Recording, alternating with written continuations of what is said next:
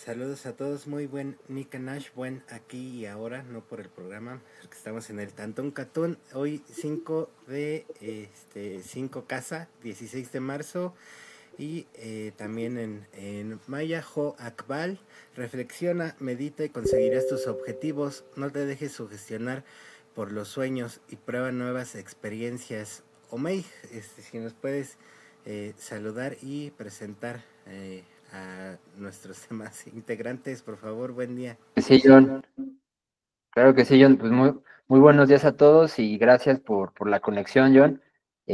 Aquí estamos como cada domingo, pues con Frank. ¿Cómo estás, Frank? Buen día. Bien, bien, bien, ya salí de problemas y adelante con ustedes y ya, bueno, tendremos oportunidad ya de hablar. Querías mencionar algo de literatura maya, te lo recuerdo, sí. Sí, va. ¿Y qué tal por allá? ¿Cómo andan Jenny y Moy? Cambiando. Bien, hola, ¿qué tal? Sí, aquí estamos, pues felices de poder estar en esta lectura.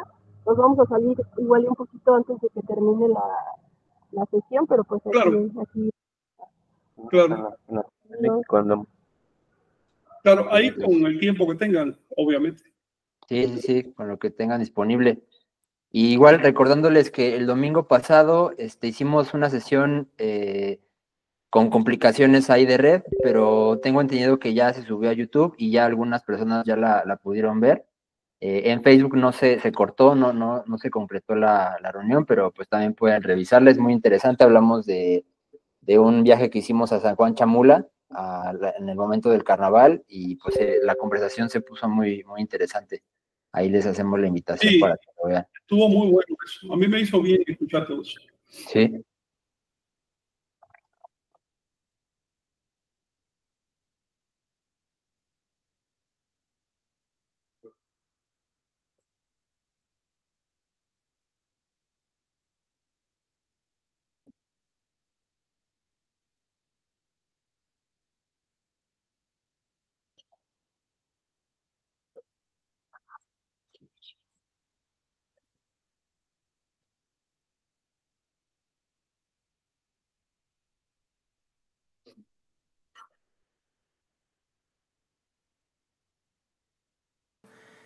Pero aunque lo estemos publicando, si se suscriben al canal de YouTube de Iglesia Tolteca van a poder recibir las notificaciones cuando se publique y puedan tener acceso a la información más fácil. Entonces, nada más eso. Muchas gracias. Exacto. Muy bien. Entonces, y el canal de YouTube, tú dices, que se llama ¿cómo? Así tal cual, ¿o qué? Iglesia Tolteca. Perfecto. Sí, para que pues, nos sigan y también, no sé, hay personas que luego preguntan por cursos, por talleres y demás, se van a dar en su momento, pero también hay muchas horas de clases en los canales de Canal Toltecayot, en Iglesia Tolteca también por los programas, en Nación Tolteca también, pero para los que busquen clases más de lengua, simbolismo cosmogónico, geometría sagrada, un montón sin fin de temas, pueden visitar el canal de Canal Toltecayot y también suscribirse para que pues empiecen pues es una introducción, ¿no? A sensibilizar con los temas, porque justo ya para entrar a un taller más en forma, eso les va a servir como de introducción para no entrar como tan fuera de sitio. Digo, sí, hay mucha información nueva, ¿no? También la información se va actualizando, muchos descubrimientos que han ocurrido en los últimos años, pero sirve también como de base y pues ahí está que se difunda el conocimiento y que se comparta la información. De hecho, también del programa pasado mencionaste tú, Frank, un libro acerca de los tzotziles, el alma tzotzil, ¿no? O sea, como... Los peligros del alma. Los peligros del alma, exactamente. Y Moy me hizo favor de compartírmelo por PDF, ya le estuve dando una revisada. Y escribieron también, a mí me escribieron alguien para pedirme, a ver si me acordaba del nombre del libro, y pues ya como a mí me lo había pasado, se lo compartí. Entonces también, pues si tienen dudas, si quieren acceder a ciertos textos y nosotros tenemos posibilidad de pasárselos, pues también con gusto. Y hay un grupo también de Universidad Tolteca, en donde si revisan todos los archivos que tiene el grupo, ahí pueden descargar también libros muy interesantes. que pues digamos son como la base teórica de mucho de lo que se platica por aquí, que no nada más son las investigaciones de Frank o de Mauricio Orozpe o de otros investigadores que han formado parte de este trayecto, sino también otros antropólogos, y hay un montón de investigadores que también han aportado cosas, pero como son a veces grupos selectos, grupos medio elitistas, medio herméticos también, no se difunden tanto, entonces pues es importante también tener bases, ¿no? Tener como referencias de muchos lados para tener un conocimiento más firme, más sólido y un criterio también más amplio, ¿no? No nada más tener un solo o dos autores como de referencia, sino más, y también que cada quien se aviente a hacer investigación. Lo que hace falta es mucha investigación también, ¿no? Líneas de investigación que se han abierto y que todavía dan para mucho más. Sí, fíjate que ese libro de Cali Guiteras fue de los primeros que leí, pero hace muchísimo tiempo, y que era yo adolescente. Y ese y un libro de Mercedes de la Garza, fueron los que me acercaron al tema del nahualismo. Fue mucho antes de leer a Castaneda. Percibía que había algo más detrás de todas estas tradiciones y costumbres y creencias, ¿no? Porque ya son creencias religiosas, pero percibía que había algo más. Siempre andaba buscando, ¿no? Alguna investigación antropológica que tratara nahualismo con seriedad, pero la verdad es que no lo encontré hasta que alguien casi me obligó a leer a Castaneda y vi que había, digamos, investigaciones que se salían de la academia y que eran superiores. Porque para el tema de nahualismo, Castaneda. Denme un segundo, ahora vengo. Si quieren, continúen. Sí. Sí, pues eso. ¿Que hay un problema de audio o no? ¿Escuchan el guapango de Moncayo también ustedes? No se escucha el guapango de Moncayo, pero no sí, se escucha un poco raro el audio, pero sí te oyes bien. Ok, sí, no, pues sobre el libro está bien interesante, ¿no? También nos estuvimos pensando a ver si en la siguiente sesión podríamos hablar un poco más, pero pues está cañón como andar en el contexto histórico, pues podemos ver cómo estuvieron en condiciones de esclavitud los pueblos de Chiapas, los pueblos mayas de Chiapas, casi hasta los 50 del siglo pasado, ¿no? Y pese a eso conservaron la cultura, o sea, pese a estar pues literalmente en los latifundios ahí, pues esclavizados por esos caciques, aún así se conservó la cultura, ¿no? Y está bien cañón, no sé si pudiste observar, pues conceptos del nahualismo, pues de su religión, que todavía ellos tienen presentes, que no han leído el libro, lo tienen presentes y que ahí la autora lo registra en esos años, en los 50, 60.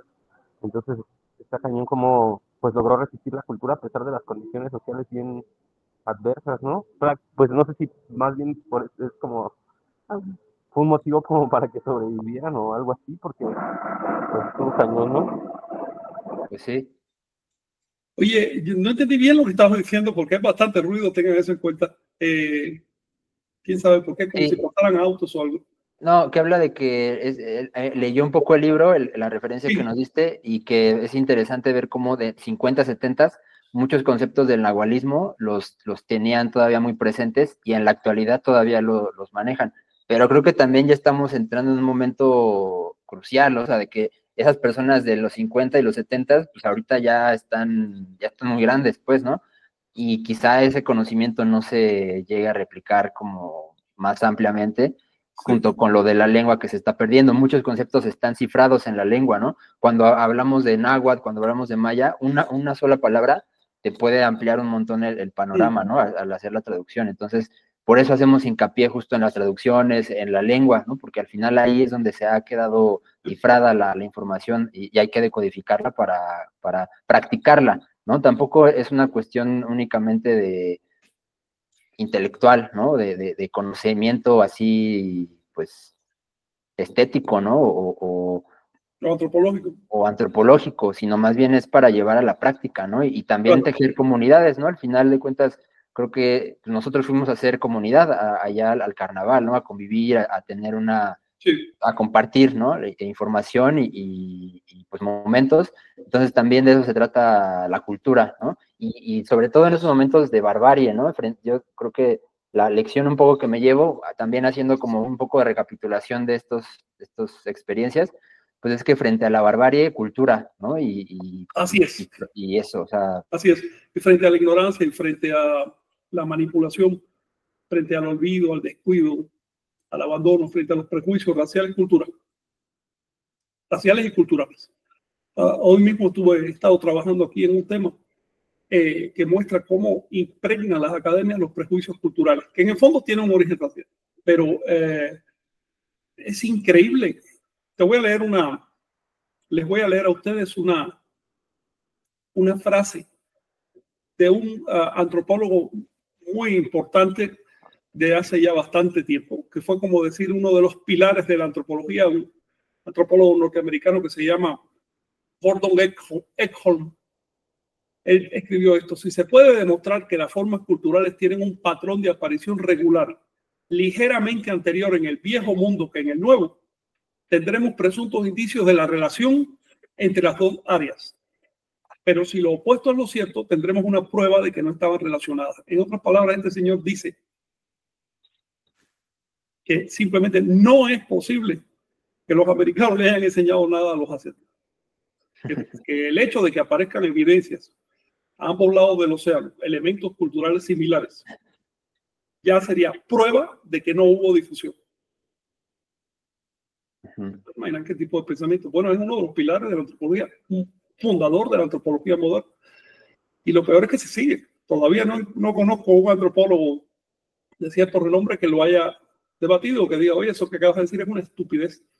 Es estúpido por donde quiera que lo pongas, ¿no? No, eso se lo tragan así ciegamente y lo siguen repitiendo. El caso es que con esos prejuicios, si una cosa tan obvia se la tragan, tú te puedes imaginar las cosas más sutiles. Por eso encontramos tratados, yo he visto tratados enormes, largos, sobre, por ejemplo, plantas psicoactivas mesoamericanas y su influencia cultural, ¿no? De personas que jamás han probado una planta. O tratados sobre nahualismo de personas que no tienen la menor idea de cómo funciona el nahualismo, qué significa, para qué sirve, que piensan solo que es una creencia de primitivos. Esa es digamos, la posición de la antropología y la historiología modernas. Y cuando digo moderna, es porque es actual, pero no es porque sea de futuro, adelantada, avanzada. Es una antropología y una historiología primitiva. Están en un estadio primitivo de formación. Estas disciplinas científicas apenas se están formando ahora. De todo un par de siglos dará pena lo que se produjo en el siglo XX, siglo XXI. Sí. Es necesario romper esa inercia, que no es solo la ignorancia de 5 siglos, los prejuicios de 5 siglos de colonia y neocolonia, sino también el prejuicio del propio investigador. Ese hace hasta más daño, porque luego viene la persona que no ha estudiado, la persona sencilla, y confía en lo que dice el investigador, piensa que este señor ya sabe. Y resulta que este señor llegó al objeto de estudio con una gruesa costra de prejuicios culturales o hasta religiosos. Por eso yo les digo a todos los que me escuchan, verifiquen las cosas, mediten las, razónenlas. Si no les parece razonable, no lo acepten. No importa quién lo diga, simplemente no lo acepten. Contrasten las evidencias. Les pongo un ejemplo y se lo voy a poner cerquita de aquí de la casa porque bueno, está bien señalar a Gordon Ekholm que finalmente fue un americano hace 80 años, ¿no? Pero vamos a hablar de Castaneda. Cuando Castaneda publicó que aquella enseñanza que le dio Don Juan, supuestamente, fueron a un río y metieron un espejo en el agua para ver si salía por ahí, no sé qué cosa quería salir al espejo. Bueno, sí. Le pregunta a Castaneda inteligentemente, como antropólogo, le pregunta al informante, oiga, Don Juan, entonces, ¿cómo hacían los prehispánicos que no conocían los espejos? E inteligentemente Don Juan le dice, sí, mis antepasados no conocían los espejos, pero bueno, más o menos ahí lo supieron. Tonterías. Ni el Don Juan, ni el Castaneda parece que se enteraron que el nombre del Nahual, el Nahual era espejumiante, Tezcatlipoca. Se fueron con la finta de que a los americanos le cambiaron espejitos por oro. Eso es lo que te dicen los libros de texto. Y si eso pasa con un antropólogo, con una persona que daba clases en la UNA, si eso pasa con un ícono cultural como Don Juan, imagínate qué pasará con investigadores de medio pelo, ¿no? Así que todo hay que verificarlo, todo hay que ponerlo en contexto y razonar. Sí, y de hecho por eso pasa como realismo mágico, ¿no? La categoría literaria que le dan a los libros de Castaneda, pues no es de antropología, es de realismo mágico, ¿no? Sin embargo, pues tiene un montón de información que no es nada mágico, son prácticas que si las haces, pues tienen resultados, ¿no? Más allá de la parafernalia de coserle a los ojos a la lagartija y lo del espejo y cosas de ese tipo, más allá de eso, y pues hay otras prácticas que valen. Y cuando hablaste ahorita de eso, recuerdo que en algunos libros, me parece que en los de calendario, en los primeros que hiciste, hablabas justo de eso, del difusionismo, ¿no? Sí. Esta vertiente de difusionista y cómo eso es, digamos, algo que frena mucho la investigación. Entonces, conocer este tipo de conceptos que a veces son un poco abstractos, también nos sirve para entender, pues es antropología al final de cuentas, ¿no? El esfuerzo que se está haciendo aquí es desantropologizar, digamos, el conocimiento anahuaca, ¿no? Porque de alguna u otra forma, de hecho, en algún momento se hablaba de que la ENA y estas academias enfocadas, pues eran, digamos, la continuación de la Inquisición, ¿no? Un poco, porque lo que hacían es agarrar información de las comunidades, encapsularlo y... Bueno, ha habido todo tipo de juicios, ¿no? Hay de todo tipo Creo de... que está muy exagerado todo eso, pero la cuestión no es qué tanto perpetúan de las posiciones, las prácticas, los intereses del pasado, sino que tanto están dispuestos a abrirse al conocimiento futuro, a incorporar nuevas tecnologías, nuevos intereses, nuevos objetivos. Cuando las academias ya llevan un tiempito, ya pasan de un siglo, empiezan a ponerse muy rígidas. Ya no le abren espacio a nuevos investigadores, entonces los investigadores tienen que plegarse a lo que digan esa academia. El caso típico de los caníbales sacrificadores.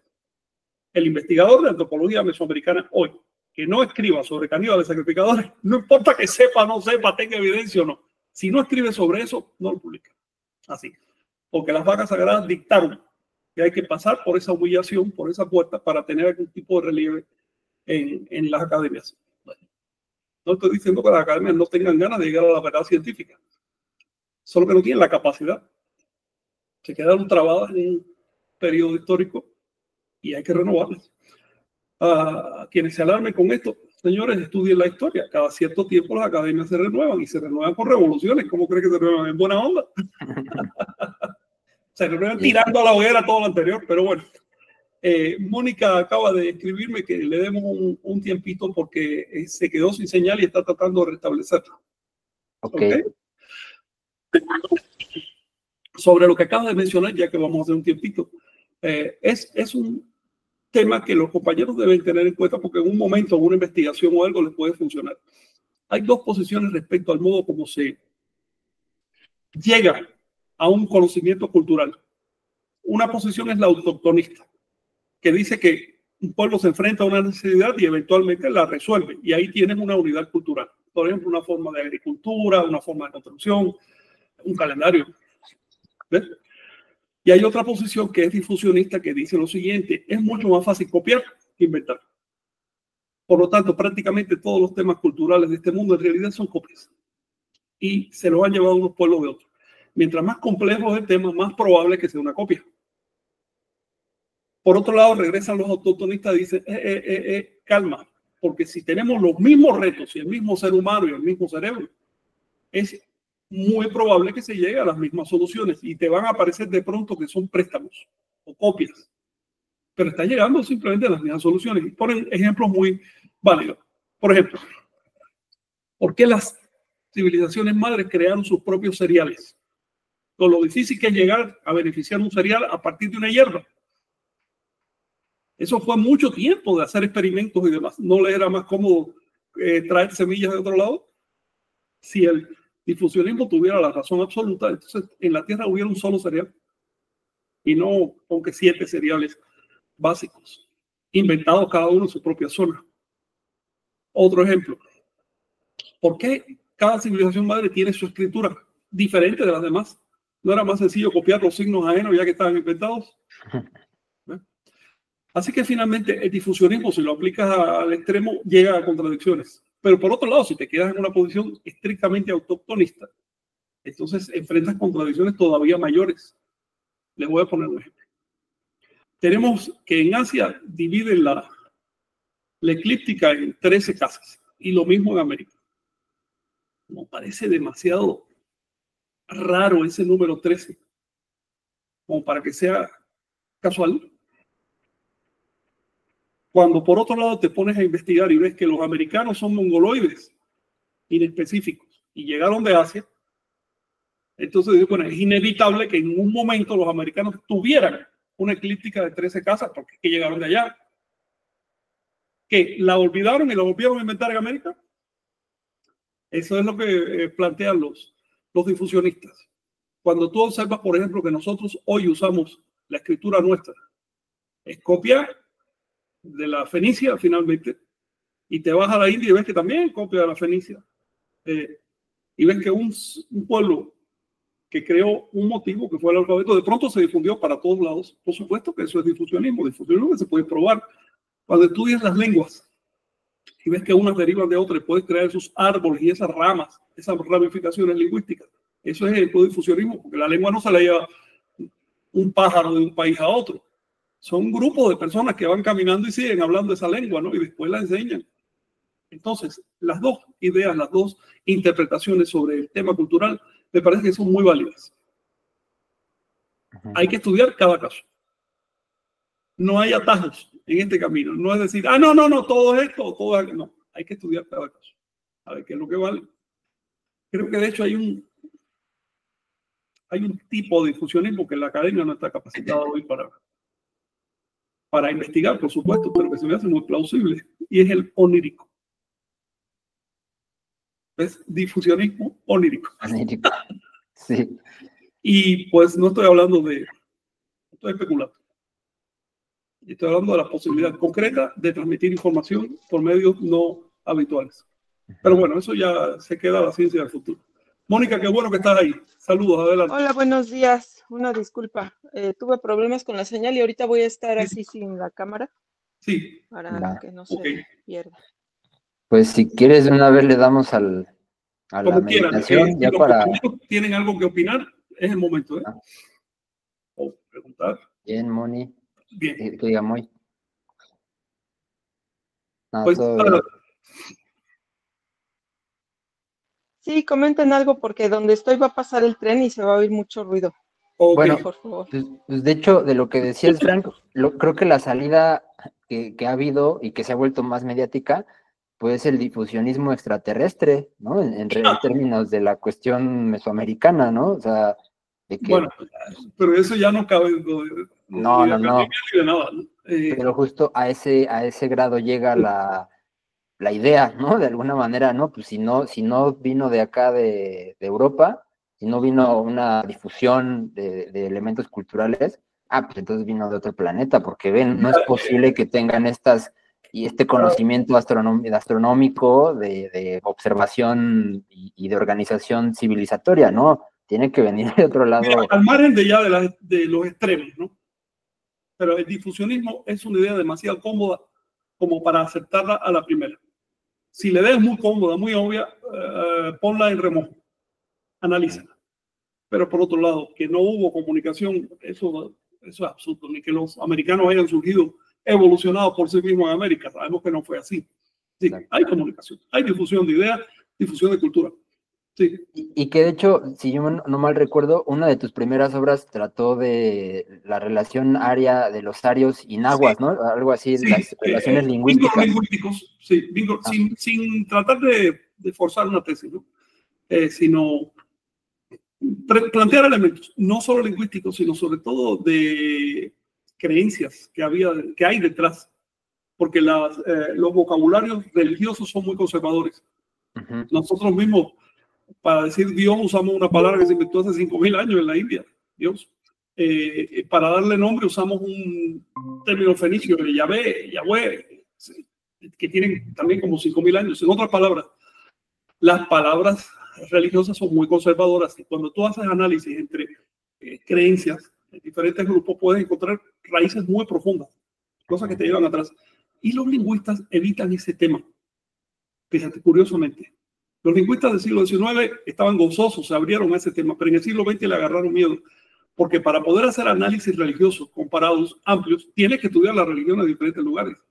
Y ¿Sabes qué? El lingüista dice, no, sabes que yo me meto aquí en esto, y repito lo que dijo Saussure y le meto un pelito más y ya con eso tengo mi tesis. Es más sencillo. Pero bueno. Sí, pues al final la velocidad de la academia es así, ¿no? A veces. Así son las cosas. Las academias son para transmitir la información que otros investigan. Son centros de educación. Cuando asumen como centros de investigación, ahí empiezan a chocar contra la realidad de las cosas, y es que el verdadero investigador, el que no está atado a nada, el que puede ver las cosas de modo nuevo, generalmente anda con independencia, no está esperando que le den permiso a una academia para hacer esto o hacer lo otro. Pero bueno, sí, la burocracia también. Así es. Bueno, yo creo que ya platicamos demasiado de este tipo de cosas especiosas, podemos caer en el tema de hoy, ¿no? Así es. Pues sí, hoy tenemos una lectura de los backups, tengo entendido. Pues no sé, Moni, ¿cómo andas ya para lo de la meditación? Pues yo ya estoy lista. ¿Sí? Espero que Va. no se escuche mucho el tren, porque No, todavía no acaba de No se está escuchando, pasar. ¿eh? No, se escucha muy clara tu voz. Perfecto. Sí, Muy bien. vale, Entonces vamos a favor. empezar. Va. Nos vamos a colocar en una posición cómoda y vamos a cerrar nuestros ojos. Vamos a observar nuestra presencia en este instante. Vamos a permitir que nuestro cuerpo empiece a relajarse, y el simple hecho de tomar conciencia nos va a facilitar esto. Vamos a observar cómo están los puntos de contacto de nuestro cuerpo con respecto al lugar donde estamos apoyados, y vamos a observar nuestra respiración. Vamos a permitir que poco a poco se vaya haciendo más suave, más profunda. Y ahora vamos a internarnos en esos estímulos internos, pensamientos, recuerdos. Y hoy en particular vamos a poner atención muy gentilmente a esa tendencia que tiene nuestra mente de imaginar, de tomar algunos elementos y construir una visión o llegar a conclusiones. A veces la imaginación es tan fuerte que no buscamos corroborar, la tomamos como algo real, y podemos observar esa tendencia. Vamos a visualizar, por ejemplo, en nuestros párpados cerrados, cómo aleatoriamente se forman figuras, formas, porque nuestro cerebro tiene esa tendencia particular de configurar, de encontrar formas conocidas. Observa muy gentilmente cómo ese efecto se produce de manera natural.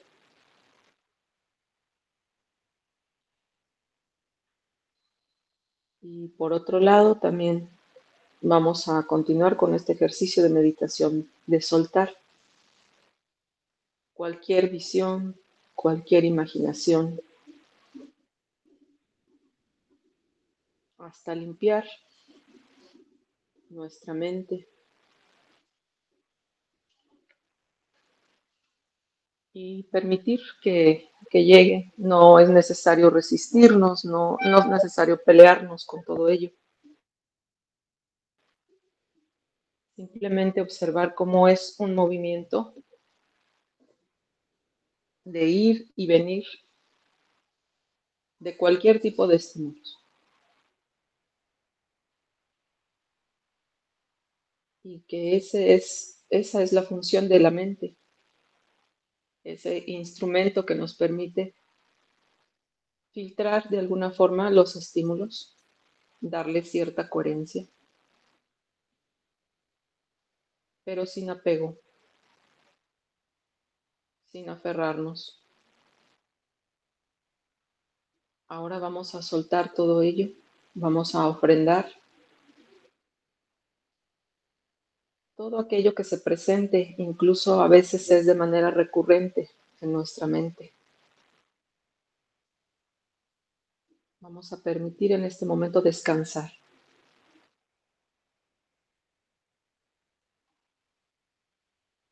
Y llevamos nuevamente nuestra atención a la respiración.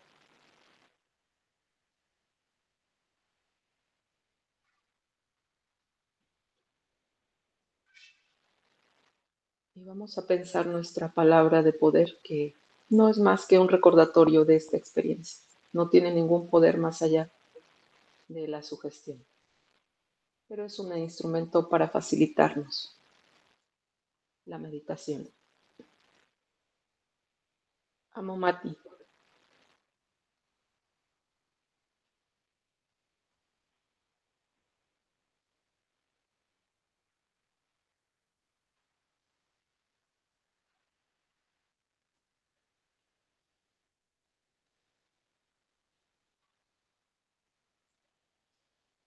Sin mente.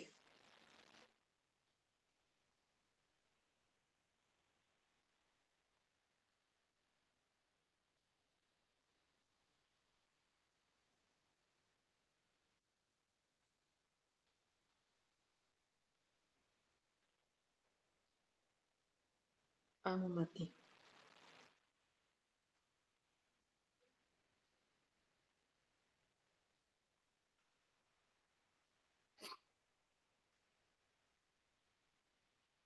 Yo mismo soy la serpiente emplumada.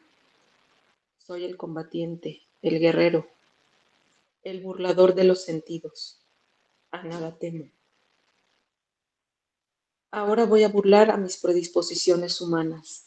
Aquí están ellas, llenas de sangre y color. Pero yo no tengo sangre, no tengo color. Se embriagará el cuerpo, se embriagará el alma, se embriagará la tierra conmigo, porque insensibilicé mis manos e insensibilicé mi cuerpo, para que no sientan las burlas de mis predisposiciones humanas. No es posible que me hieran a mí, el meditante, la serpiente emplumada. A nada temo, nada me impresiona.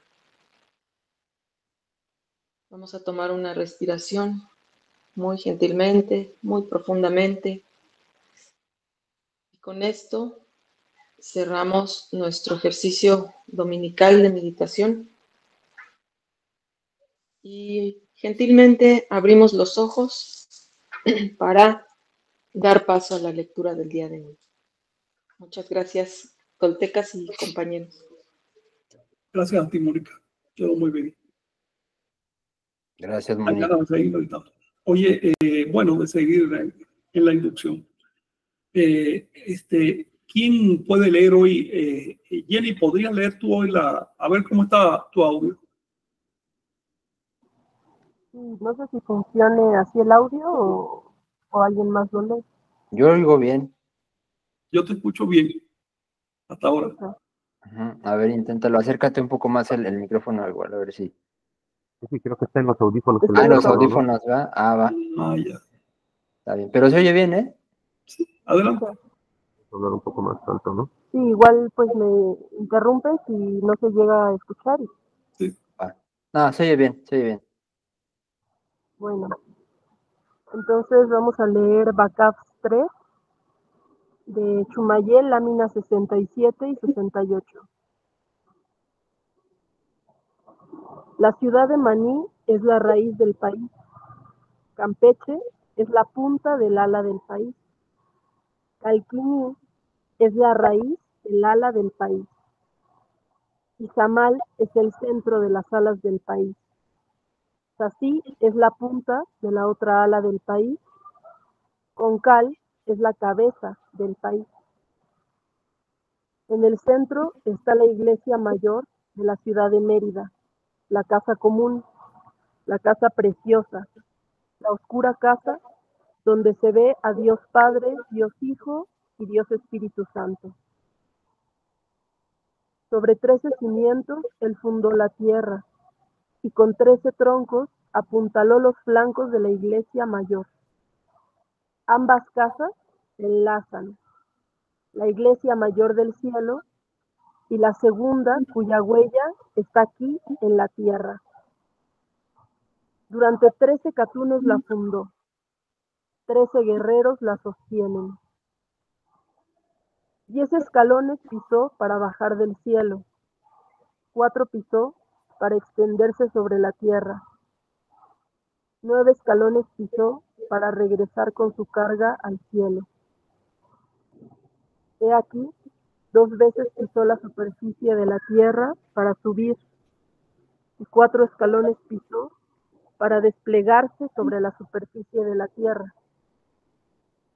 Segunda parte. Hijo mío, ¿dónde está el pozo de aguas insondables, sin fondo de grava, al que se entra por 4 arcos? Está en la casa divina. ¿Quién entró a la casa divina? Oh Padre, el llamado divino que desciende. ¿En qué día llegó a morar en el vientre de la Virgen? Oh Padre, en el día 4 pasos llegó a morar a su vientre. ¿En qué día se manifestó, hijo? Se manifestó en el día 3 pasos. ¿Quién nació y bajó acá? Padre nuestro, tú lo sabes. Nació el pionero, el primero que fue arrancado, señalado y arrojado a la gruta. ¿Cómo se llama el que nació y entró? Padre, tú lo sabes. Nació el Señor llamado Esencia del Cielo. ¿En qué día murió? Murió en el día 1 muerte. Ay, en el día 1 muerte entró a su sepultura. ¿Qué entró a la sepultura? Oh Padre, el cofre de piedra entró a la sepultura. ¿A dónde entró el gran esqueleto? Oh Padre, la lluvia de huesos entró a las piedras de la tierra. ¿Cómo se llama el árbol del cielo? Oh Padre, se llama caña y piedra preciosa. También es entonces cuando se celebra su fiesta. ¿A dónde entró la piedra roja que pisa? Al rumbo del este. ¿Qué entró al árbol que sale del norte? La piedra blanca que pisa. ¿A dónde entró la piedra negra que pisa? Al rumbo del oeste. Por último, ¿a dónde entró la piedra amarilla que pisa? Al rumbo del sur. Ahora sí. Y aquí estaba esta lectura. Gracias, Jerry. Este es un texto bien esotérico, requiere un poco de ejercicio de intuición y también un análisis profundo de la información comparativo, es decir, un ejercicio de analogía. Si tienen alguna pregunta o comentario, adelante, ¿eh? Pero si se fijan, todo esto está muy, muy esotérico. Esto es lenguaje de Suyua. Suyua es un texto del lenguaje de Suyua que se encuentra en el manuscrito de Chumayel y dentro de la colección que publiqué está en el libro de Backups, capítulo 3. Ok. Pues Pues de por entrada, ejemplo, a ver. Sí, sí. bueno, iba a hablar de esta de pura casa, ¿no? Donde se ve a Dios Padre, Dios Hijo y Dios Espíritu Santo.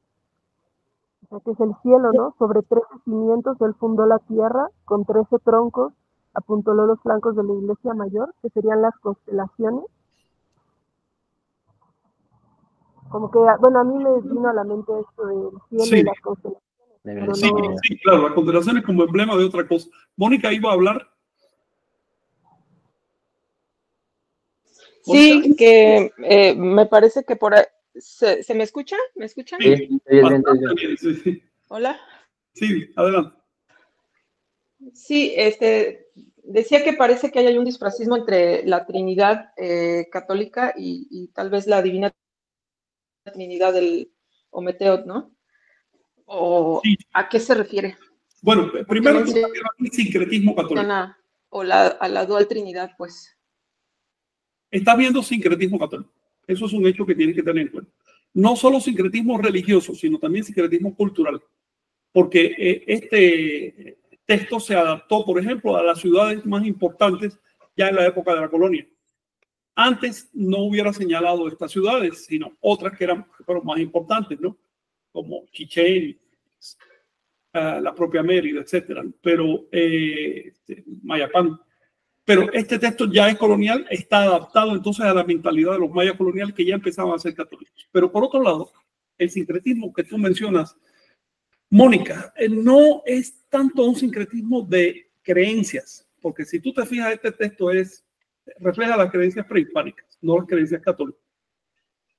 Por lo tanto, es un sincretismo más bien de palabras, de nombres. Sí. Una adaptación de los nombres de los dioses cristianos para referirse a otra cosa. En este caso, la Santísima Trinidad, Padre, Hijo y Espíritu Santo, se refiere a la triple cruz verde, que hasta hoy siguen adorando, que tiene por otro nombre Oslahúntico. Y esto es lo notable. Ellos a la Trinidad no le llaman 3, le llaman 13. Y por ahí tú te estás dando cuenta que, a ver, hay sincretismo, sin duda, están usando palabras de una religión ajena, pero están manteniendo las ideas de la religión original, las ideas originales, las ideas cosmológicas originales de Anahuac. Sí, más bien parece disfrazismo, ¿no? Como que disfrazan detrás de esa apariencia la información anahuaca. Y también hay muchas claves calendáricas, ¿no? También. Muchas yo prefiero claves llamarle a esto, Mónica, a este fenómeno que es muy común, yo prefiero llamarle mimetismo.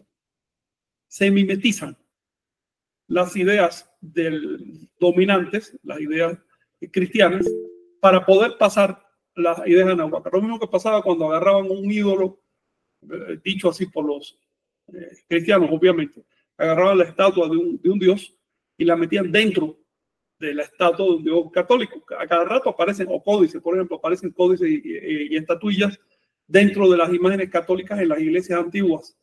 De hecho, es algo muy común. Lo que pasa es que nadie va a estar rompiendo imágenes católicas para ver qué hay adentro, ¿no? Pero los nativos aprovechaban el formato, la parte externa de la religión cristiana para introducir lo suyo y seguir haciendo el culto ancestral. Moy, ¿tú querías hablar algo?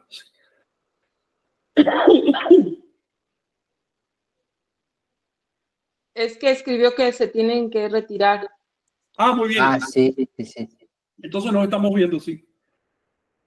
Sí, gracias por avisarme, porque es que aquí no veo ni las caras de quienes están participando. ¿Ellos se retiraron ya entonces? Sí, tienen un compromiso. Y ya después me despido. Mónica, entonces volvamos al tema que tú apuntas. Yo le sugiero revisar un poco los simbolismos que hay aquí porque están tremendos. Este fragmento es de enseñanza esotérica. Está diciendo, primero está mencionando 6 ciudades, que son Maní, Campeche, Calquiní, Saquí, Concal. Cuando tú las ubicas en el mapa, te das cuenta que se ubican más o menos, ¿no?, hacia los 4 rumbos más el abajo y el arriba. Estas ciudades forman el diamante cósmico, por decirlo de alguna manera, la piedra cósmica, ¿ves?, que se compone de 4 rumbos horizontales y 4 rumbos cardinales, para decirlo como es, y 2 rumbos ordinales. Por lo tanto, lo que está diciendo es que la iglesia mayor, que vamos a ver ahora, está en el centro del universo. ¿Ves? Alrededor de la iglesia mayor hay 6 ciudades que señalan las 6 caras del cubo del universo, del cubo cósmico. Les advierto que esto es esotérico y bastante abstracto. Si tienen alguna cosa que decir, es el momento, ¿eh? Sí, pues son principios arqueoastronómicos también, quiero pensar. Involucra lo arqueoastronómico, pero sobre todo son estructuras cosmológicas. Aquí no se está hablando de la ciudad de Maní y la otra no. Aquí se está hablando del cosmos. Se está diciendo, el cosmos tiene forma de cubo. Si vas a la Biblia vas a ver que esa Jerusalén que baja del cielo es cúbica. Ese Sion que baja del cielo. Si te vas a las religiones orientales, vas a ver la ciudad cúbica o la montaña cúbica, o por lo menos la pirámide central, ¿no?, del universo. Todo esto son representaciones del universo material, del mundo que vemos. El mundo que vemos está organizado a través de las dimensiones. Las seis caras del cubo definen 3 dimensiones y sobreentendemos la 4ª dimensión. No la vemos, pero la experimentamos a través del tiempo. Por lo tanto, es por eso que ese cubo se convierte finalmente en el glifo Chiwit, que significa tiempo ciclo. ¿Ok? Pero ya esto es una digresión. Vamos otra vez a lo que dice el texto. Si ustedes quieren interrumpirme, Mónica, ¿algo que decir?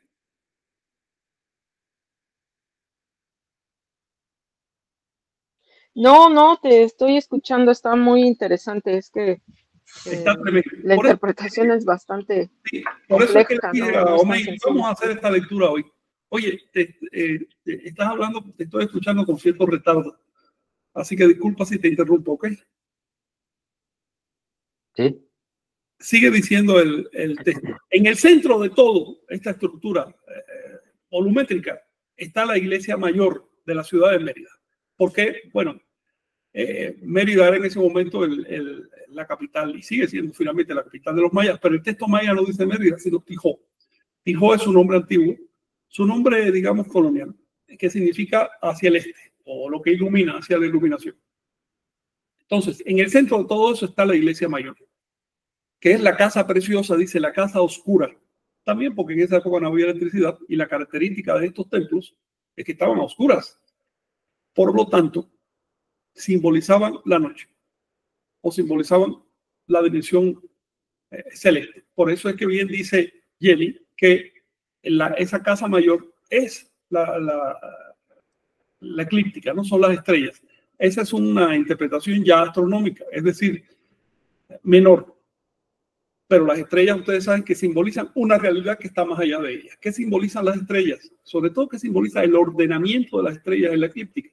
Las leyes cósmicas. Las leyes que ordenan el cosmos. Vamos a decirle leyes para no meternos en más rollos, pero ustedes saben que finalmente más que leyes son predisposiciones estadísticas del movimiento de la materia y de la energía. Predisposiciones estadísticas que generan algo que parecen leyes. Y al final es el contexto en el que estamos viajando en el planeta, ¿no? O sea, sí. Nuestro sistema solar se está moviendo en una galaxia y en una... Y en el mismo planeta lo vemos. El planeta es un volumen rodeado de estrellas. Eso es lo que estamos viendo ahí. ¿Ves? Ese marco de estrellas se refleja en el centro del sistema. Pero por supuesto aquí está hablando del universo como un todo, que la Tierra no es más que un zoom del universo, ¿no? Ahora está diciendo que es ahí en ese centro, en esa casa oscura, en esa casa nocturna, donde se ve al triple Dios. El triple Dios, en una interpretación astronómica, ya les comenté, es el triángulo que forma los ascensos cenitales del Sol con el solsticio de verano. Los ascensos equidistan del solsticio. Es decir, si tú tienes un ascenso, no sé cómo decir en Tenochtitlan, que es el 17 de mayo, cuenta los días que quedan hasta el solsticio y otros tantos, y acá es el 26 de julio, que es el segundo ascenso. Y así, en cualquier latitud que te encuentres, siempre va a ser equidistante. Por lo tanto, forman una trinidad. Eso se llama hasta hoy las 3 cruces. Los cruzop, es decir, los de las cruces. La triple cruz de madera que le llaman cruz Yastun, la cruz de piedra verde también. Esas cruces son emblemas de los pasos cenitales. Por eso es que se celebran en los días de pasos cenitales. Y una de las cosas que me gustaría investigar, Omey, es si también celebran el segundo paso, porque lo están aludiendo en el simbolismo. Así que algo debe haber ahí en ese segundo paso. Hay que ver. De hecho, ahorita estoy acá en una comunidad por Querétaro y me dijeron que hay una iglesia muy cerca en donde van las personas también. Aquí hay presencia todavía ñañú y otomí. Y me dicen que la iglesia se parece mucho a la de San Juan Chamula. Entonces, yo no la he visto, voy a ir a verla, a ver si le saco alguna foto. Pero, pues no sé, o sea, seguramente sí tiene una estructura sincrética, pues, pero estos 3 elementos siempre se mantienen, ¿no? Las 3. Recuerda que por esa zona también existe el culto a la Santa Cruz, el 3 de mayo juliano. Recuerda siempre que son fechas julianas las que se usan en el culto. que es si tienen desfase de 10 días en la actualidad. Ahora, ese punto de la Santa Cruz en mayo unifica toda Náhuatl, no solo en México, sino que te vas a Centroamérica y ya está, y hasta el norte de Estados Unidos. Es un motivo. Y tiene o sea, aterriza, digamos, dentro de la cultura en el calendario. ¿Por qué? Porque ese primer paso cenital del sol le daba nombre al año. Si un año se llama, no sé, Uno Caña, significa que en ese primer paso cenital cayó el día Uno Caña. Así de simple. El cargador del año es tonal, que carga el año, es el día que coincide con determinado evento astronómico, con el paso cenital del sol. Sigue diciendo que esta casa, que es el centro y que se refleja en la periferia del universo, está fundada sobre 13 cimientos. Se está dando cuenta que es la cosmovisión que organiza cielos e inframundos en una serie de estratos. Literalmente los organiza en 7 estratos con 13 escalones. Eso es lo que llaman actualmente Oslahunticú, es decir, los 13 divinos. Así le llaman los mayas. Y cuando tú le preguntas qué es Oslahunticú, te dicen, no, es Dios. Es la Santísima Trinidad, eso es Oslahunticú. Pero en realidad están aludiendo al ascenso y descenso del sol por determinados escalones. Recuerda que cuando hablan del sol, están usando una metáfora, un astro, una cosa que se ve, un emblema visible de una realidad invisible. Sigue diciendo entonces, la tierra se fundó sobre 13 escalones y con 13 troncos se apuntalaron los flancos de la iglesia mayor. Aquí puse una nota, a ver si la voy a leer. Dice la nota, los cimientos son los planos celestes y los troncos son los ajaos. Los ajaos son las medidas del calendario. Si todo esto se refleja en el calendario. El calendario básico era el ciclo de los ajaos o el ciclo de los señores solares. Ajao significa señor solar. Hay 13 ajaos que forman una rueda. Que se cuentan por sus números. Por cierto, se cuentan de esta manera. Empezamos por el 13, después el siguiente ajao se llama 11, el otro se llama 9, 7, y así sucesivamente van bajando de 2 en 2 por una razón calendárica. Está diciendo que ambas casas se enlazan, la del cielo y la de la tierra. Es decir, la que está en el centro del país se enlaza con la que está en el cielo. Son la misma cosa. La de abajo es una foto, es una huella, es una imagen de lo que está arriba.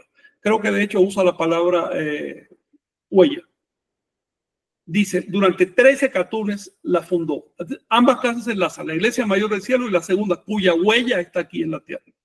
Esto involucra una concepción filosófica. Para los anahuacas, la materia es la huella del espíritu. ¿Qué cosa es una huella? La huella es evidencia de algo que hubo ahí, pero ya no está. La huella existe, definitivamente, pero no es un contenido, sino un contenedor. La huella es una impronta que queda, es un vacío, es un hueco. Nos damos cuenta porque hay un hueco, es decir, porque hay una ausencia. Esa es la huella. La presencia ya no está, o está de tal manera que no la vemos, es invisible.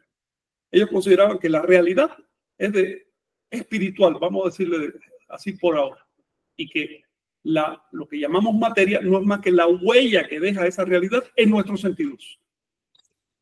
Es decir, el universo material es un efecto perceptual, es lo que opinaban. ¿A qué le llamaban? ¿A qué le llamo yo, de hecho, espíritu? Ellos no le llamaban espíritu, sino que le daban otro nombre, ¿no?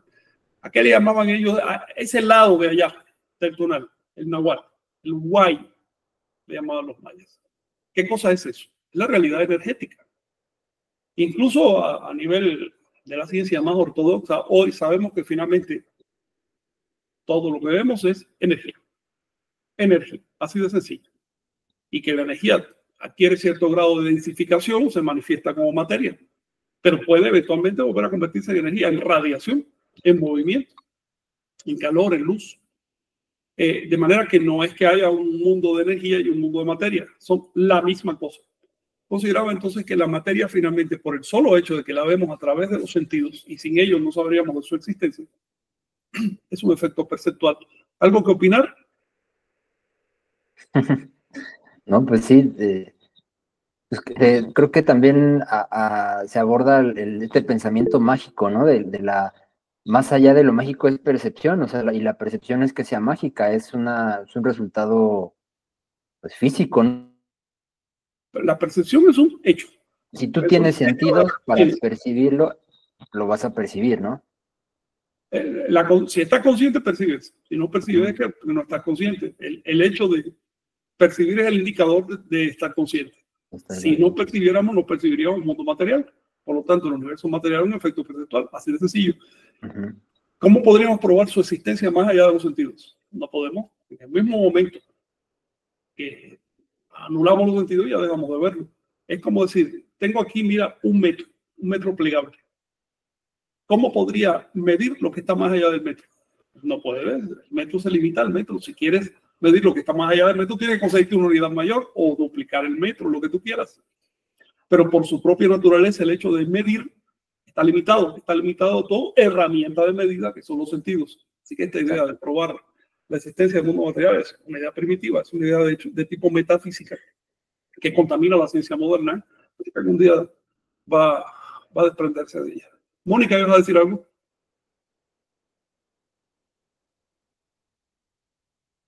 ¿Mónica? Ok, seguimos.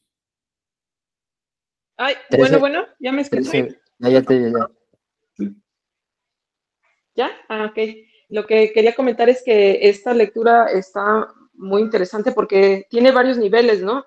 Por ejemplo, es al mismo tiempo de que se abarca el tema de los procesos perceptuales, también habla acerca de el calendario y también la cosmovisión, ¿no? La cosmogonía que tenían los anahuacas. Es lo que quería comentar. Unifica todo a través de símbolos. Y es del tipo de lectura que tú tienes que seguirle la pista al símbolo o te pierdes. Ya de pronto no sabes de qué está hablando. ¿Ves? Sigue diciendo, 10 escalones pisó para bajar del cielo. ¿Ok? 10 escalones pisó para bajar del cielo. Estamos hablando de los 9 escalones del inframundo y la tierra. Son las etapas. Se puede aplicar, por ejemplo, al proceso de gestación humana. Ellos medían el proceso de gestación por casas zodiacales. Como tenían 13, pues la gestación corresponde con 9 casas. Es un ejemplo, ¿no? Una de tantas aplicaciones. Pero está diciendo esto, 10 escalones o 10 planos, si quieres, pisó para bajar del cielo. Literalmente, lo que dice 10 veces pisó para bajar del cielo. Otros 4 pisó para extenderse sobre la tierra. Está hablando de los 4 rumbos. Es decir, esa energía baja del cielo, pero fíjense, cuando uso el número 9, en realidad no es que esté bajando de arriba, está bajando desde abajo, desde el inframundo. Ellos concebían el universo como una esfera.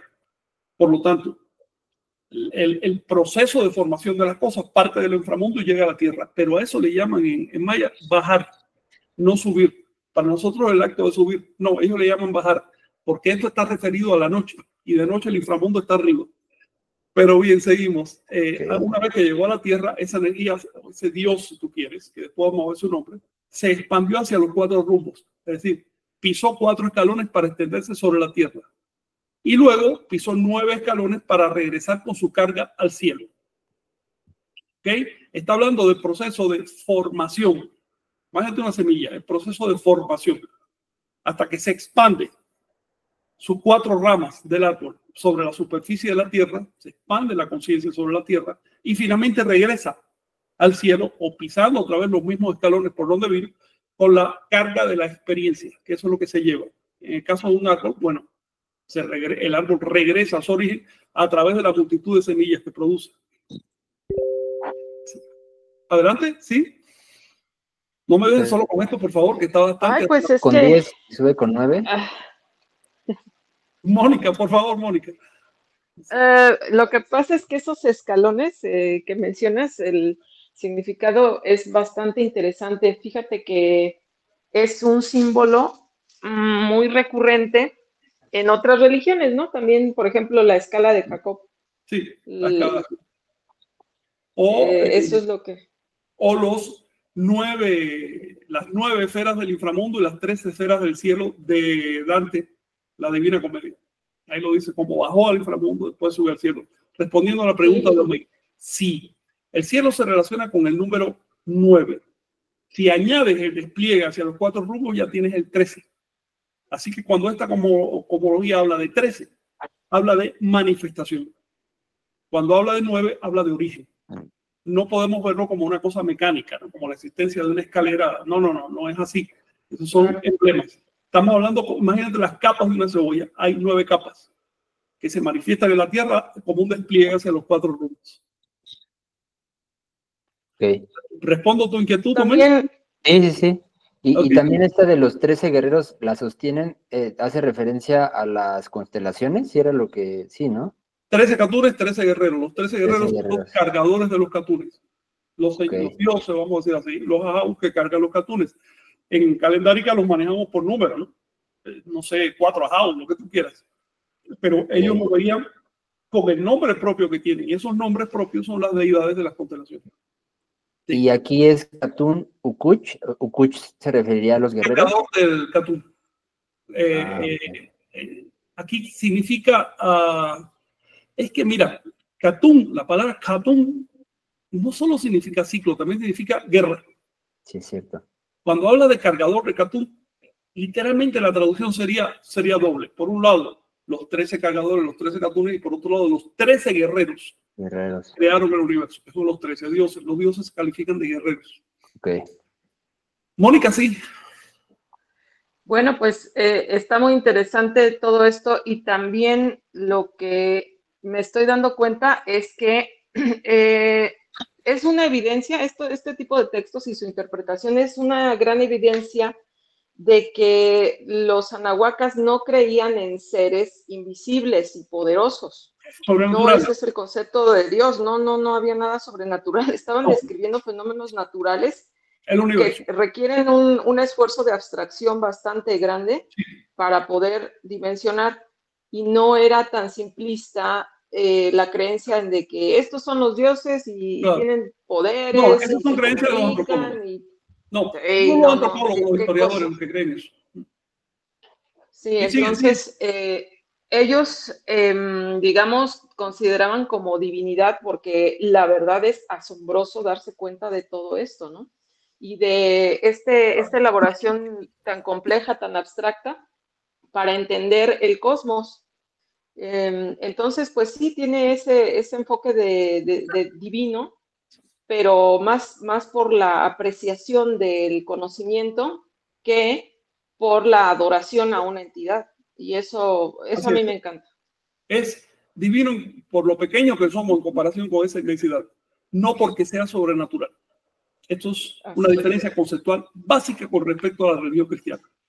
En la religión cristiana, los dioses, desde Dios hasta el más pequeñito de los ángeles, son seres sobrenaturales. Los anahuacas no tenían. Y por eso también es importante el darnos cuenta que no requerimos adular y pedir favores y estar esperando de todos estos fenómenos cósmicos para que nos den un regalo y una cosa tan insignificante, ¿no? Ya están dadas las condiciones, ya están dadas, no se requiere pedir, ya están dadas las condiciones. Lo que hay que hacer es saber canalizar nuestro potencial de energía para poder evolucionar, para poder avanzar incluso en la vida cotidiana. Sí, en todos los niveles. Si se fijan, este texto nos está hablando, habla de lo divino, incluso habla de la Santísima Trinidad, pero como elementos de composición del universo. Elementos de composición. Sí. Habla de la Santísima Trinidad y de los 13 cargadores, pero son elementos que en su conjunto componen el universo. No son creadores sobrenaturales que por capricho hayan creado el universo. Es una concepción bien diferente de la cristiana. Seguimos a la segunda parte. La segunda parte es un interrogatorio entre el candidato a la iniciación, al que le llaman hijo, y el sacerdote que hace la prueba, al que le llama padre. Entonces es un diálogo entre el padre y el hijo. No son literales, les repito, es un sacerdote y un candidato. Empieza preguntando el sacerdote, ¿dónde está el pozo de aguas insondables, eternas, que no tiene un fondo de grado? Es decir, infinito. El pozo que nunca termina, al que se entra por 4 arcos. Esta es una referencia al hecho de que los mayas ponían en las entradas de sus pueblos y ciudades arcos. Y a veces incluso reunían los 4 arcos en un templo central. Es común encontrar entre los mayas un templo que son simplemente 4 arcos con un techo. que representa entonces la totalidad de las entradas, ¿ves? Es decir, el centro del pozo. Entonces, ¿dónde está ese pozo? O lo que está preguntando, ¿qué pozo es ese que no tiene fondo al que se entra por 4 arcos? Está diciendo, bueno, la casa divina es el templo del que estamos hablando. Ese pozo es el universo. Si tienen comentarios, adelante. Sí, de las aguas insondables. A mí me hace referencia, siempre el agua se relaciona con la conciencia y con el cosmos, ¿no? Como ese flujo. Agua es la energía. El agua es la energía que se manifiesta como conciencia. ¿Qué es la conciencia? Claro. Okay. Pero una cosa interesante, hombre, sin fondo de grava, es decir, sin fondo de arena, de piedras, está diciendo, estamos en un universo de pura energía. No existe una dualidad, no existe un trasfondo de arena, no hay divina dualidad. No. Son ideas cristianas. Estamos hablando de la unidad divina y esa unidad divina es energía. Ese fondo de arena es algo que nos imaginamos, pero la realidad no existe. En otras palabras, la materia es un producto perceptual. La realidad es una y esa unidad es energía. Estoy idealizando el asunto. En el trabajo chamánico ni siquiera perdemos tiempo en pensar estas cosas, ¿no? Pero para darle un sentido filosófico y poder entender, ¿no?, la descripción anahuaca del universo, bueno, una realidad divina que se llama energía y que por lo tanto se compara con un pozo que no tiene fondo de materia, ¿no?, de grava. Okay. Aquí Chulul, ¿qué quería? Chulul quiere decir arco. Arco. Chulul quiere decir arco, pero también significa, ya que lo mencionas, ¿sabes qué? Es que no se puede, no puedo estar poniendo una nota al pie por cada palabra. Sí, no acaba. Es imposible, pero Chulul también es la embarazada, es el vientre de la embarazada. Eso es Chulul. Pero en arquitectura es un arco. Y está hablando aquí de los arcos, de los 4 rumbos y demás. Lo pregunté por el término tzotzil de chulel, que platicamos la vez pasada. Mira qué interesante, es la misma raíz. Chulel, ajá. El ul son sufijos y significan lo mismo. La raíz es chul. Ahora bien, alude a la embarazada. Y eso lo vas a ver en el desarrollo del texto. Por lo siguiente, sigue diciendo, ¿quién entró a la casa divina? Y tú te das cuenta que ahí la casa divina es el vientre de la embarazada. ¿Quién fue el que entró ahí? Padre, ahí entró el divino que desciende. Ishulem quiere decir el divino. Pero además, esa palabra Hul, de forma de Q, que quiere decir divino, más la L, que quiere decir condición de divinidad, el divino, pero tiene un sufijo en, que es un plural que se establece cuando una cosa singular se repite. ¿Ves? Es como en Shoken. Es un libro, pero tiene muchas páginas. Es un pueblo, pero produce libros, produce copias. Es decir, no es un plural de muchas cosas, sino de una cosa que se copia, se repite. Cuando dice, de nuevo, lo que te acabo de decir, no puedo estar haciendo una señalización por cada cosa, pero es mucho más profundo este texto. Cuando dice el divino que desciende, en realidad lo que está diciendo ahí, que desciende cíclicamente. Que retorna, sería otra forma. A la generación, se está hablando de una nueva generación. El que nace. El que nace. Recuerda que este es el libro de Backup que está dedicado a escribir parto. Bueno, aquí nos presenta el personaje que nace. ¿Qué día fue a morar al vientre de la Virgen? Y fíjate cómo aquí los arcos de la casa cósmica, los 4 arcos, se transforman ya directamente en el vientre de la Virgen. Sí, ya hubo ese cambio. Nacho Huy, vientre de la Virgen. Así. Si a alguien le sorprende que este libro platique de la Virgen, pues es una unidad calendárica, cultural muy usada en Anagua. Ahí tienes a Coatlicue pariendo sin intervención de varón, tienes a la madre que sacó de Zacatopitzin, etc. Es decir, el hecho de que la Virgen produce al profeta, eso es un mito universal muy presente en Anagua con un fondo filosófico. Obviamente no pretendían que fuera literal, ¿no? Sigue diciendo, ¿en qué día llegó a morar el vientre de la Virgen? En el día 4 pasos. 4 pasos es lo mismo que 4 perros, por cierto. Así que aquí tenemos una fecha calendárica. Los mayas a perro le llaman O, que quiere decir paso. Y paso significa huella, advenimiento cíclico. Por eso te acabo de decir que cuando dice el divino que desciende, en realidad está usando un plural de advenimiento cíclico. Lo que está diciendo regresó por cuarta vez. 4 pasos quiere decir regresó por cuarta vez. Es el nombre que le daban a Nachiquetzalcóatl. Seacatopilsi le dieron el apodo de Nachiquetzalcóatl, que significa literalmente en náhuatl cuarto paso de la serpiente plumada. De hecho, los mayas recordaron a Nachi no por su nombre de Quetzalcóatl, sino por su nombre de Nachit. Así le decían directamente, porque los mayas de aquella época entendían un poco de náhuatl, que fue la lengua anterior al náhuatl. Okay. Oye, qué complicado esto, pero al mismo tiempo coherente. ¿Se fijan? Sí. Oye, pero y Pec es perro también, ¿no? Actualmente. Perro. Sí. Okay. Pero en el calendario se llama Oc, el signo décimo, en vez de llamarse perro, se llama huella, paso. ¿Y también se relaciona con Octli? No, nada que ver. Oc. Si buscas esa raíz hacia atrás, ves que converge con Pec. De hecho, antes de la existencia de la lengua maya se le llamaba Pekja. Pero estamos hablando de hace 4.000 años, que significaba directamente perro. Todavía eso queda en la lengua zapoteca, queda esa raíz, una variante, ¿no? Para ese signo calendario. Pero bueno, va a no digregarnos con el tema calendario porque es demasiado. ¿En qué día se manifestó? Se manifestó en el día 3 pasos. Literalmente esto significa que habría nacido a los 240 días en lugar de a los 260.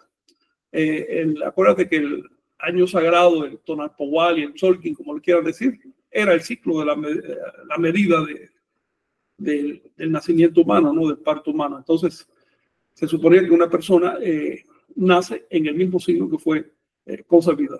De hecho, el libro sigue explicando después que Nancy nació en el mismo signo que fue concebido. Sin embargo, por alguna razón, aquí pone su nacimiento no en el día 4 pasos, sino en el día 3 pasos. Pero esto es por un juego de palabras, porque ¿cómo se dice en maya 3 pasos? A ver si lo encuentras ahí.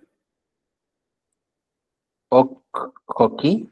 Oshil Ok, que también significa, o se traduce directamente, triple fundamento.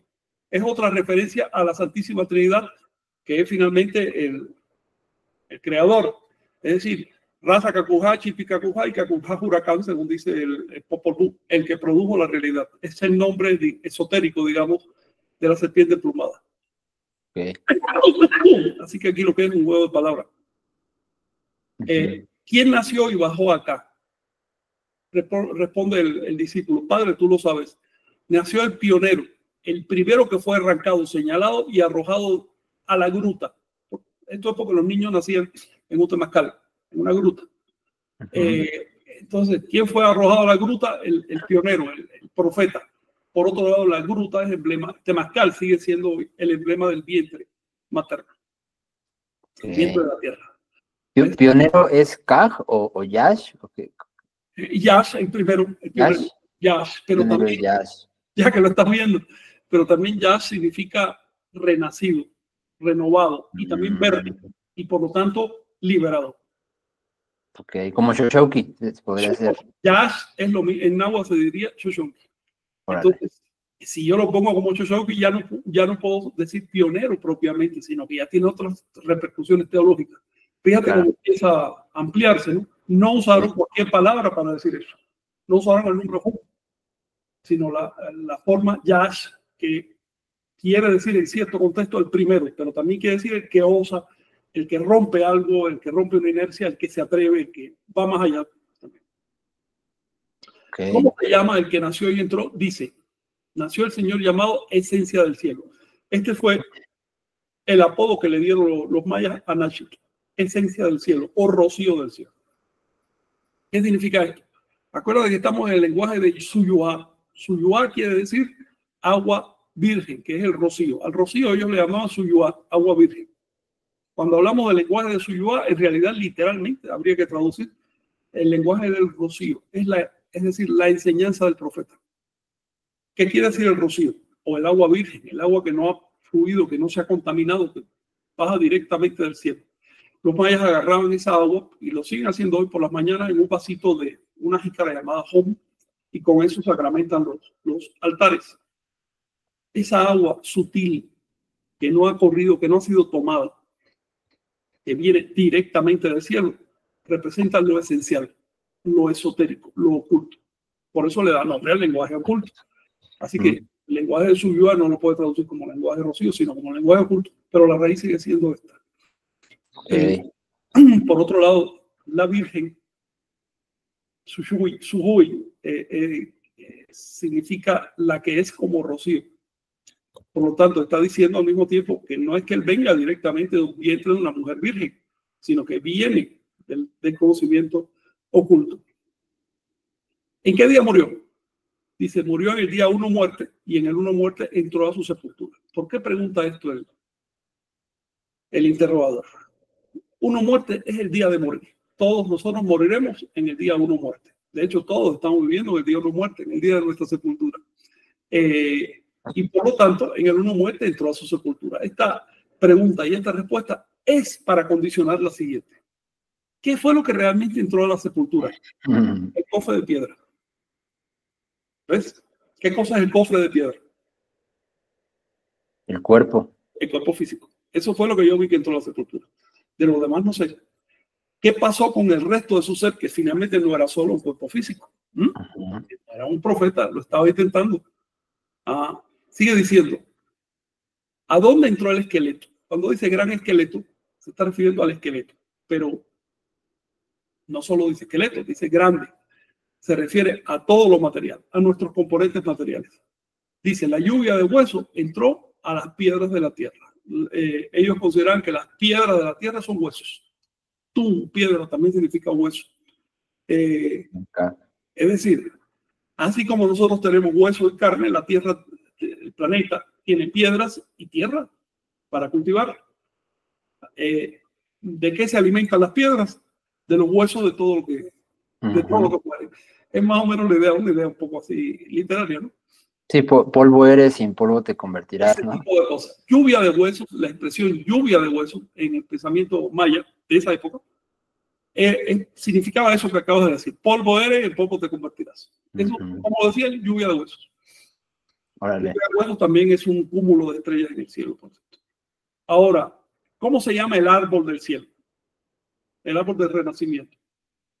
Oh, padre, se llama caña y piedra preciosa. ¿Qué opinas de ese nombre? Caña y piedra preciosa. Pues en primer lugar, la caña es algo vertical, ¿no? Algo vertical. Pues sí, recto, y la piedra, o sea, lo relaciono porque hay un machomana que es con la mano así y la mano abierta, ¿no? No te estoy viendo, pero bueno, la caña es un elemento fálico, vertical, recto, masculino. La piedra preciosa se caracterizaba por tener un orificio en su centro. Es un jade horadado, por lo tanto un elemento femenino. Caña y piedra preciosa literalmente es un acto de fecundación.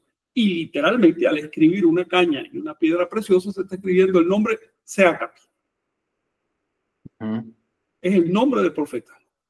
Por eso es que está diciendo, bueno, ¿cómo se llama el árbol del cielo? Se llama Seacatopilsi. Ese fue el que renació en la tierra. Y para que quede claro, añade, también es entonces cuando se celebra su fiesta, porque la fiesta del profeta se hacía en los días Seacat. Y después vienen unos versos que simplemente ubican hacia los rumbos, porque acuérdense que Seacat fue el cuarto en manifestación y fue precedido de otros 3, y cada uno de ellos se ubica hacia un rumbo cosmológicamente hablando. Y la asociación, por eso se lo voy a mencionar, es la siguiente. Digamos, la piedra roja, la piedra preciosa roja, quiere decir el renacido del rumbo del rojo, se ubica hacia el este. Hacia el norte se ubica la piedra blanca. Hacia la piedra negra se ubica hacia el oeste y la piedra amarilla hacia el sur. Esta asociación es digamos, incomún. Aparece cientos de veces en la literatura maya y también en la náhuatl, en otras literaturas, y siempre es así. Esta disposición es hacia los 4 rumbos con estos 4 colores. En esa época, ahora ya todo eso ha cambiado, pero en esa época era así.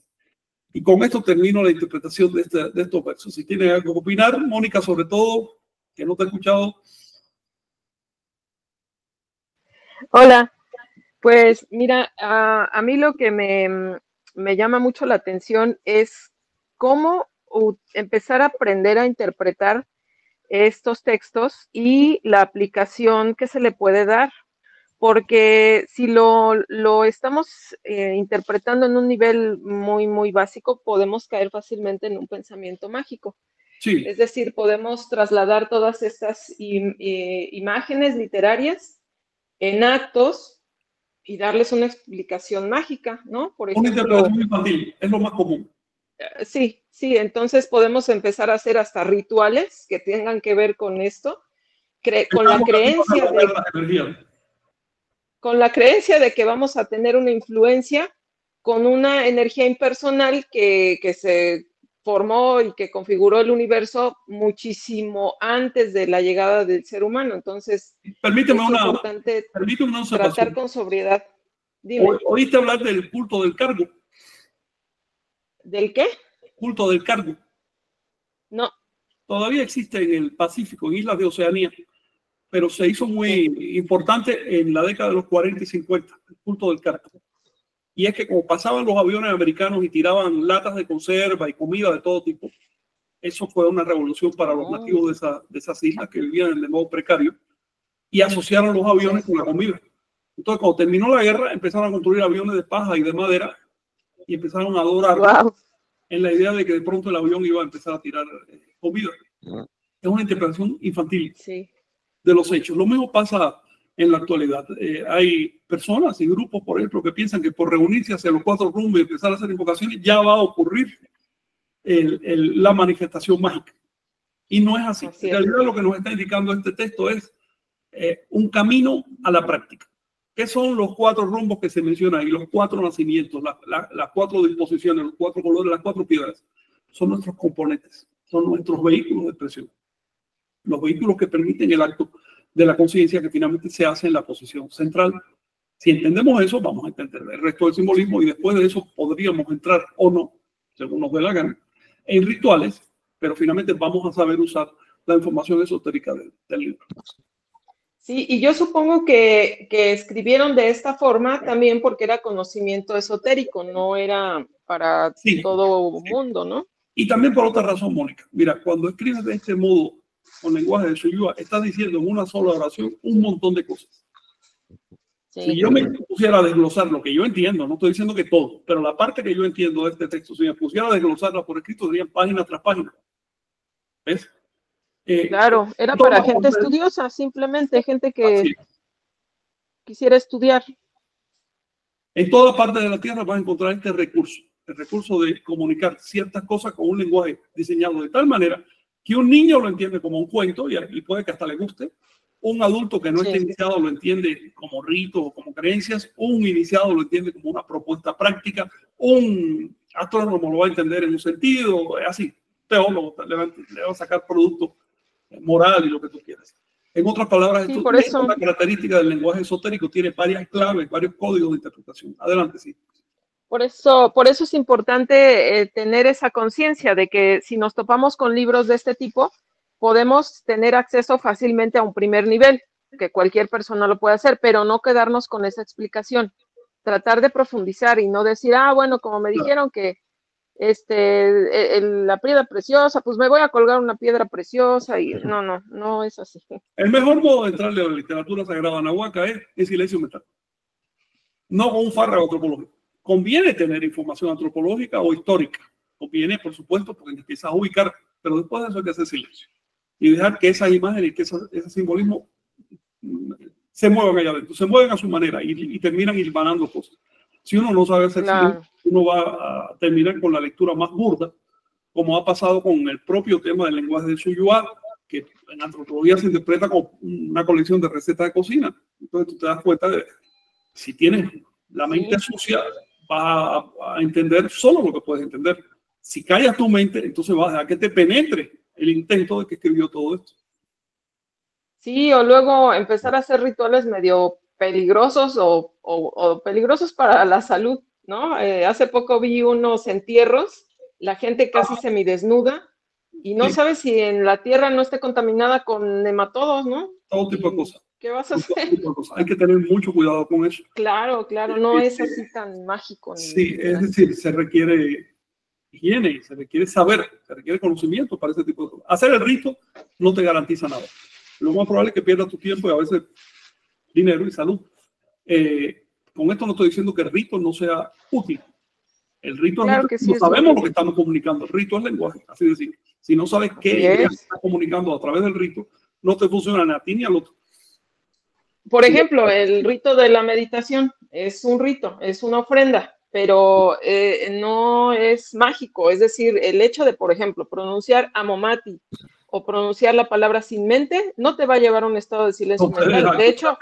De hecho, ya no estás en silencio mental si piensas. Así Pero es La verdad es que tú lo simplemente... aclares.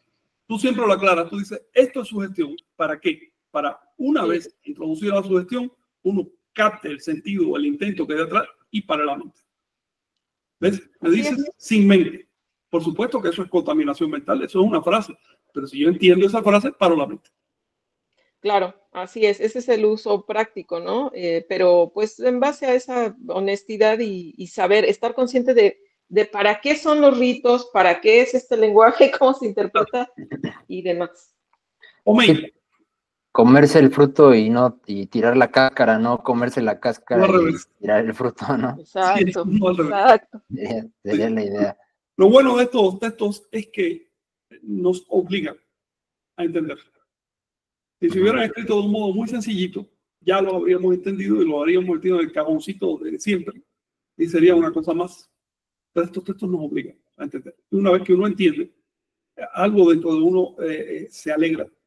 Porque, mira, estoy entendiendo los códigos. Ese es el lenguaje esotérico, eso es entrar al lenguaje esotérico. Si manejas el lenguaje esotérico, eso es lo que se llama iniciación. Y la iniciación te da recursos para entonces entrar a la práctica. Sin la práctica, no, de nada vale que te inicien en el lenguaje, ¿no? Y es un filtro, ¿no? También lo veo como un filtro de alguna u otra forma, porque también podría ser algo pueril para algunas interpretaciones, decir, qué rebuscado, ¿no? ¿De qué me estás hablando? Esto es demasiado, no es tan así, tan complejo, ¿no? Es recetas de cocina, ¿no? Cada cual a lo suyo. Está bien, cada cual a lo suyo, exactamente. Así Si es. para alguien le parece rebuscado y algo fuera de lo... Si detectas que alguien se está molestando por la interpretación que tú le das a un texto esotérico, puedes estar seguro que ese tiene un problema. De hecho, tiene los problemas, ¿no? Ser un bruto y además molestarse porque los demás no lo sean, ¿no? Sí. Si tú Cada estás, cual a su nivel de si tú estás comprensión. tranquilo con tu interpretación del mundo, tú vas a estar en paz. No vas a tratar ni de convencer a otro ni de molestarte porque otro. No, en paz. Nada de eso de salir a predicar para cambiarle las ideas al otro porque yo tengo la verdad. Hermano, si tienes la verdad, entonces, porque tanta insistencia en lo demás, pues, ¿qué es lo que tú quieres? Cuando uno trata de demostrar su propia verdad por creencias ajenas, uno en realidad está en un estado de intensidad. Uno necesita que el otro lo confirme porque si no me encuentro a mí mismo. Y eso pasa, desgraciadamente, con el enfoque antropológico de este tipo de textos.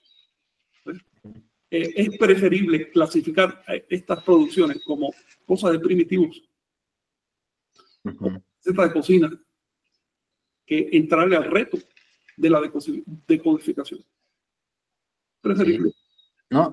La verdad la tengo yo. E inclusive me acuerdo cuando iniciamos esta serie, de leer los textos de los chilames, empezamos de hecho un 13 de agosto, por ahí así, si no recuerdo, del año pasado.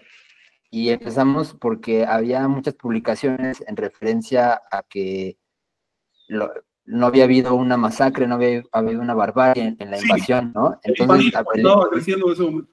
Ajá, entonces leímos los chilames y ahí se hablaba de eso, de que sí hubo una barbarie, de que sí hubo textos, ¿no? O sea, estábamos hablando de eso. Entonces también creo que darle el valor que se merecen estos textos, también es entender una realidad de que pues sí fue una barbarie, de que sí se perdió mucho conocimiento y de que no vinieron a traer una civilización aquí ya había algo, aquí ya había una construcción, ¿no? Entonces se vino a destruir de alguna u otra forma, se transformó, o sea, tampoco estamos con ese ya resentimiento de que, pobrecito de nosotros, no estamos como víctimas, pero más bien, pues, si ya pasó, hay que darle el valor que se merece porque lo tienen, simplemente por y eso. Ya que mencionas esto, déjame referirme a un aspecto de estos textos. Ya hemos leído bastante. Sí. Bueno, un poco en comparación con la totalidad del documento, pero Tú probablemente sí ya lo has leído todo, varias personas ya conocen todos estos documentos. ¿Cuántas veces estos textos mencionan? ¿Cuántas veces piden sacrificios humanos o canibalismo? Ni una sola vez. Estamos hablando de los textos sagrados mayas, los que se conservan, escritos por los mayas, todos. Y ni una sola vez piden sacrificios humanos ni canibalismo. Obviamente, para una academia y para un mundo científico que necesita de esas ideas para poder justificar las cosas, y que está tratando de encontrar evidencia por donde quiera, aunque sea distorsionando los hechos arqueológicos, estos textos no convienen. Sí. Y lavarse lavarse culpas, ¿no? Es lavar culpas de alguna u otra forma. Pero estos textos no convienen a un mundo científico que tiene ese sesgo, porque estos textos destruyen esa idea. Sí. Estos son los textos sagrados de los Anahuac y no piden sacrificio humano ni canibalismo. Si hubo algún caníbal que sacrificaba en un momento, no estaba siguiendo estos textos, estaba en contra de estos textos. Entonces, ¿qué hace una academia? Dejarlos de lado. Y por eso tenemos la vergüenza de que hemos llegado al siglo XXI y algunos de estos textos que se conocen ya desde hace más de un siglo no se han traducido. No importa, no se han traducido. Si algún joven universitario ahora hace su tesis de traducción, no le hace ni caso. Lo que tiene que decir es, sí, en el altar que hay en el cerro de Iztapalapa yo encontré huesos. Y dejarlo en suspenso para que parezca huesos humanos, aunque en realidad fue hueso de perro lo que encontraron. ¿Ves? Así. Sí. Oye, Mónica, ¿ibas a decir algo? ¿Ibas a decir, Mónica? Ajá. Sí, ya abrí el micrófono. Sí, eso también es importante aclarar, que no se trata de autoengañarse y quedarse con una versión tan errónea, y tampoco se trata de que necesitemos que nos pidan perdón, ¿no? Por todo lo que hicieron, por toda la devastación. Simplemente es reconocer dónde estamos parados, en qué punto estamos y que estamos cerquita de perder un bagaje cultural importantísimo. Entonces, no es una la sociedad occidental que domina hoy en México la que tiene que pedir perdón por haber abandonado este patrimonio cultural. En todo caso es así, porque somos nosotros mismos los que hemos estado reafirmando esas distorsiones. Sí. A ver, no fueron los españoles quienes abandonaron los textos sagrados de Anahuac. Los españoles quemaron los libros, pero entonces fueron. ¿Sí? Quienes han abandonado los textos sagrados de Anahuac son los mexicanos. Así es. Aquí sí se debe un perdón a las comunidades, pero no de España. Es más cómodo echarle la culpa a otro que asumir la responsabilidad. Sí. Ese sí es victimismo del más denigrante. Pero bueno, ya no queremos meternos en temas políticos porque no es este espacio. Pues sí. Si tienen alguna opinión, ya con esto terminamos. Pues yo creo que, algunos comentarios, saludos de las personas que nos están mirando, John, a lo mejor. Sí, ya nos pasamos.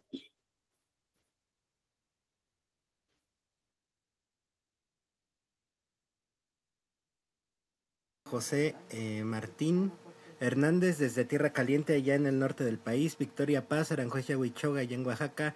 Abraham Estrada, Darío Villarreal, José Cruz, JC Romo pregunta, bueno, que es solo una curiosidad.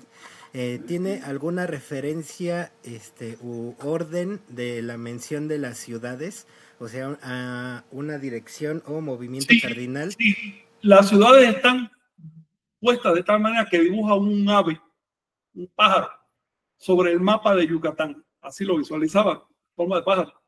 Y tenían, digamos, la punta de cada ala y la cabeza y la punta de la cola hacen el trazo de la X, que es el despliegue horizontal, ¿no? del cosmos.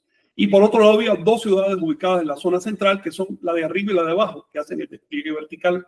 Así que son los rumbos cardinales y los rumbos ordinales. Total, el cubo del universo. Exacto. También María Ángeles Padilla, psicóloga que está en Michoacán,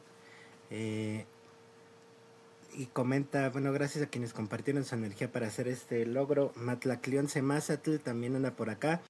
Lucas Rodríguez comenta, las huellas que aparecen en los códices significan ciclos. Ciclos. Huella en la iconografía anahuaca significa ciclo y advenimiento. Es decir, un paso quiere decir advenimiento, una huella. Eso en el sentido calendárico e histórico. Pero en el sentido filosófico, huella significa literalmente huella de algo. Es decir, lo que deja una impresión, pero ya no está ahí.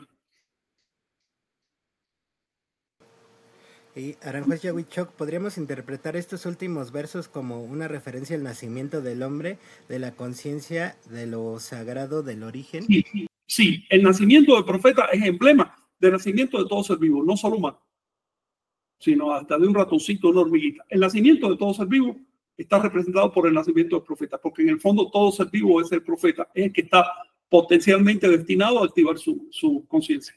Es lo que significa aquí. También y en un sentido, si me permite, en un sentido teológico, significa también la persona que entra en el camino, desarrolla su potencial y de pronto se da cuenta de algo, se le abren los ojos y llega al estado del ver. Es decir, eso se aplica tanto en un sentido biológico como cultural, como individual. En lo individual tiene varios órdenes de lectura.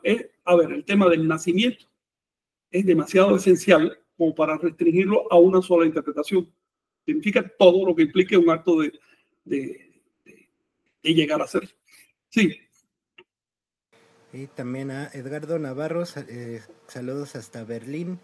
Cortina Miguel, no sé si anda allá en París o vino para acá. También anda acá con nosotros. Entonces permítame tantito que se me fue el comentario. Pero bueno, a lo que estabas comentando primero, quería hacer como un comentario sobre, bueno, si alguien, una cultura muy, digamos, salvaje, primitiva, se pone a interpretar a otra, va a encontrar, si es muy, muy salvaje, va a interpretar en la otra sacrificios, por ejemplo, exacto, pues, ¿quién es la cultura salvaje? Pues la que está interpretando eso, ¿no? Pensando ahorita, me venía a la mente el Xipetotec, que bueno, te lo describen así muy gráficamente, ¿no? Hacían un sacrificio, lo descarnaban, le quitaban la piel y se lo ponían, ¿no? Tan sencillo, Así es, una interpretación. Yo estuve estudiando, John, justamente cómo evolucionó esta interpretación desde su aparición en los textos prehispánicos, donde Xipetote significa renacimiento de la naturaleza, la piel de la naturaleza, hasta ya, digamos, 2 generaciones después con los textos católicos, donde es literalmente quitarle la piel a alguien y cubrirse. Y en el caso de Xipetote es evidente cómo se fue distorsionando la historia. Claro, no le puedes pedir a un historiador, a un antropólogo del común que investigue esa historia. Pero en ese caso sí le podrías decir que no llega a conclusiones, que no esté hablando del tema que no ha estudiado, ¿ves? Porque la historia está ahí para que cualquiera la estudie, a través de la iconografía y a través de la presencia en las fuentes, en los cronistas, ¿no?